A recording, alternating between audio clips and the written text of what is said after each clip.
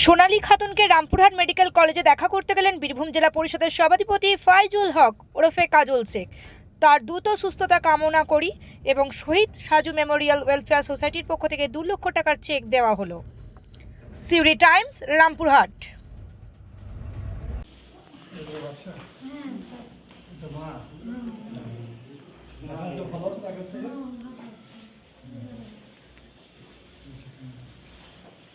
বিশেষ সভাপতি বীরভূম জেলার খুব কষ্ট দিয়েছে বিশেষ সরকার।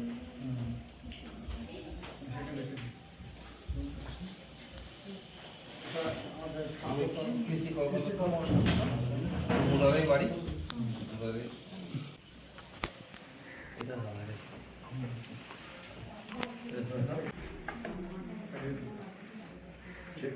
এটা আমার একটা সোসাইটি আছে, মা শহীদ সাজু মেমোরিয়াল ওয়েলফেয়ার সোসাইটি। আমার একটা ভাই মারা গিয়েছিল, তার স্মৃতিকে রোমন্থন করার জন্য। তো তোমার মানে কি দেখলেন? এখন দেখলাম যে উনি খুবই ভালো আছেন। আমাদের এখানকার যারা ডাক্তারবাবুরা আছেন, আমার সিস্টার যারা আছে, তারা সকলেই খুবই ভালো পরিষেবা দিচ্ছে।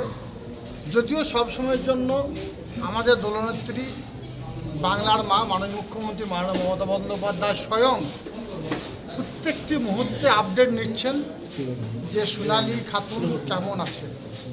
আমাদের দলের সেনাপতি যুবরাজ অভিষেক বন্দ্যোপাধ্যায় প্রত্যেকটি মুহূর্তে আপডেট নিচ্ছেন ওনারা কেমন আছেন।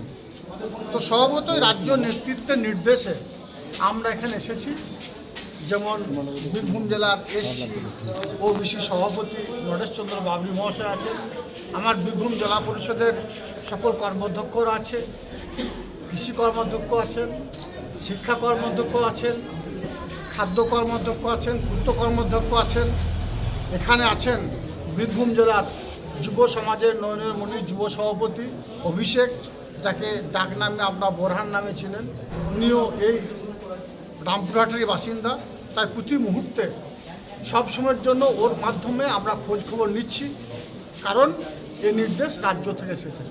আজকে কিছু ফ্রুট বা দেওয়ার সঙ্গে সঙ্গে আমার একটা সোসাইটি আছে, শহীদ সাজু মেমোরিয়াল ওয়েলফেয়ার সোসাইটি, আপনারা জানেন। সেই সোসাইটির পক্ষ থেকে ওই পরিবারটার হাতে 2 লক্ষ টাকা একটা চেক তুলে দিয়েছি, যাতে আগামী দিনে ওই পরিবারটার চলার পথ আরও সহজ হয়, সুগম হয়। যদিও আমাদের মাননীয় মুখ্যমন্ত্রী মাননীয় মমতা বন্দ্যোপাধ্যায় রাজ্য সরকারের পক্ষ থেকে সব দিক দিয়ে পরিষেবা দিয়েছেন। বিজেপি সরকার, আমরা বাংলা ভাষায় কথা বলি, আমরা বাঙালি, যার জন্য আমরা জানেন সোনালী বিবিকে বা সোনালী খাতুনকে বাংলাদেশ পাঠিয়ে দেওয়া হয়েছিল। তার সমস্ত ডকুমেন্ট থাকা সত্ত্বেও একজন অন্তঃসত্ত্বা মহিলা, এর থেকে লজ্জাজনক, দুর্ভাগ্যজনক আর কি হতে পারে।